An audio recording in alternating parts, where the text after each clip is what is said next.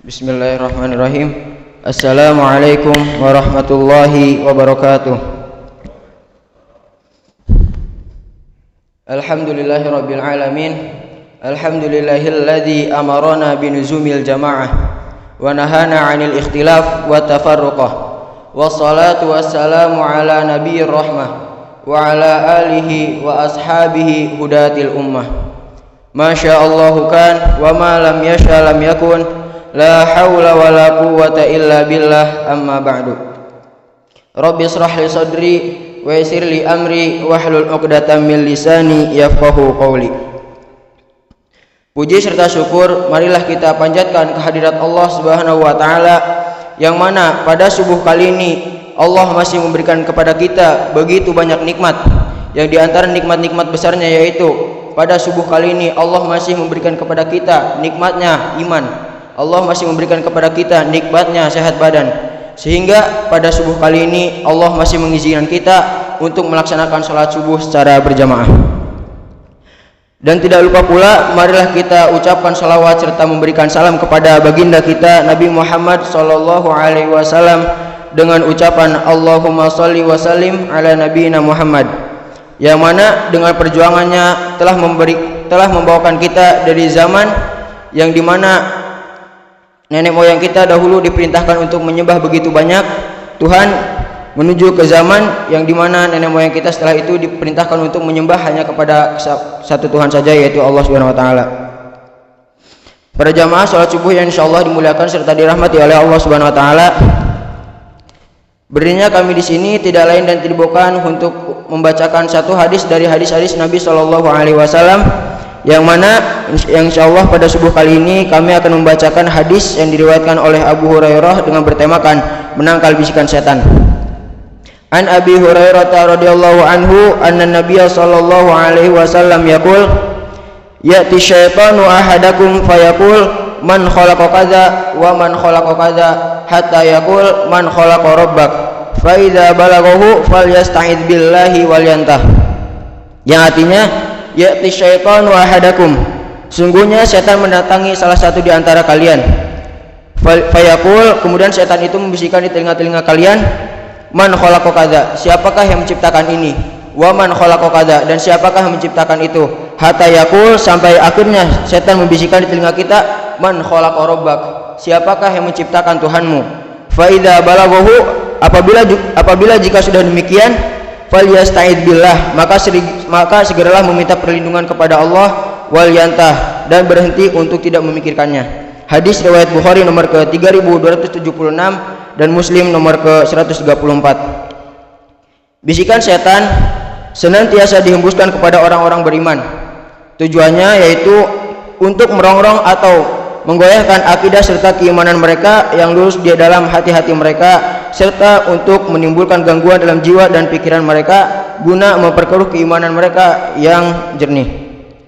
Oleh karena itu para jamaah sekalian, Allah Subhanahu wa taala berfirman yang artinya, dan demikianlah kami jadikan bagi tiap-tiap nabi itu musuh, yaitu setan-setan dari kalangan manusia dan dari kalangan jin, yang mereka satu sama lain saling membisikkan perkataan-perkataan yang indah untuk menipu manusia.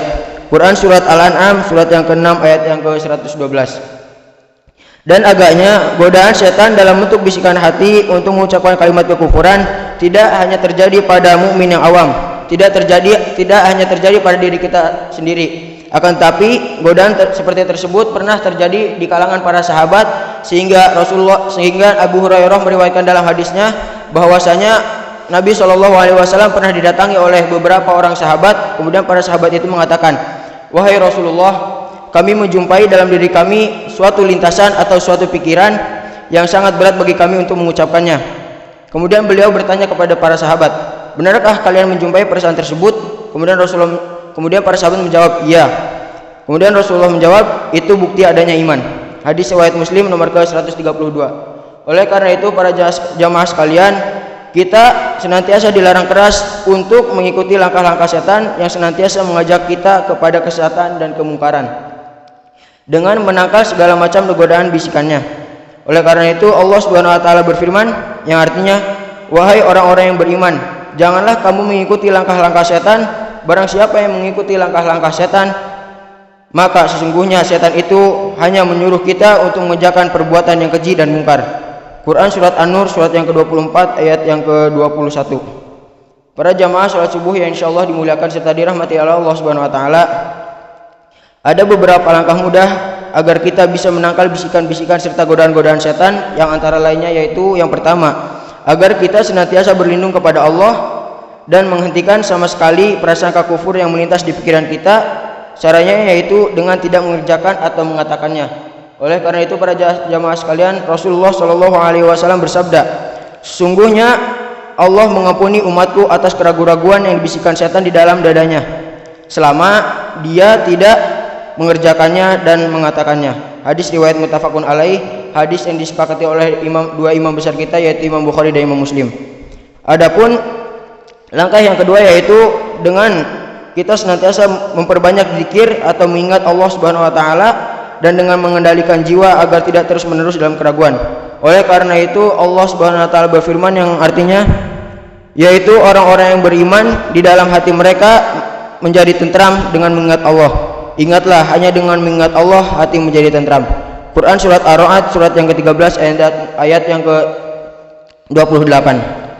Adapun langkah yang ketiga yaitu para jamaah sekalian, agar kita selalu berkonsentrasi dan bersungguh-sungguh dalam melaksanakan ibadah serta beramal solih untuk menunaikan perintah Allah dan mencari ridhonya. Kapan saja ibadah dilaksanakan dengan cara fokus, khusyuk dan nyata, maka hal itu akan mengalihkan kita dari bisikan dan keraguan dari setan. Para jamaah salat subuh yang insyaallah dimuliakan serta dirahmati oleh Allah Subhanahu wa taala, semoga Allah Subhanahu wa taala melindungi kita dari gangguan serta bisikan setan, baik setan yang berbangsa jin ataupun setan yang berbangsa manusia. Para jamaah sekalian, sekian hadis yang bisa saya bacakan pada subuh kali ini, semoga bermanfaat. Sebelum kita tutup pembacaan hadis kita pada subuh kali ini, marilah kita tundukkan pandangan serta hati kita seraya bermunajat dan meminta kepadanya agar Allah senantiasa menghapuskan dosa-dosa kita dan selalu memberi berkat dan merahmati kita. Al-Fatihah.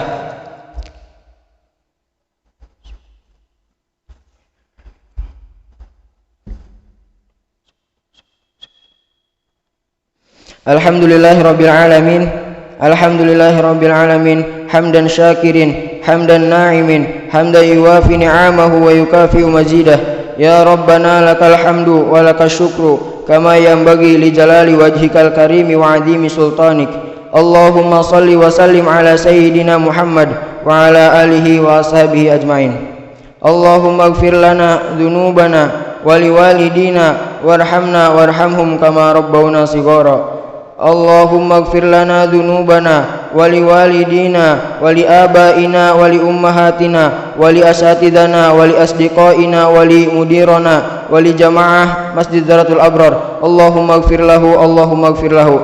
Allahumma rabban nas adhibil ba'sa, ishfi mardana wa mardal muslimin, ishfi anta syafi la shifaa illa shifauka shifaan la yughadiru saqama.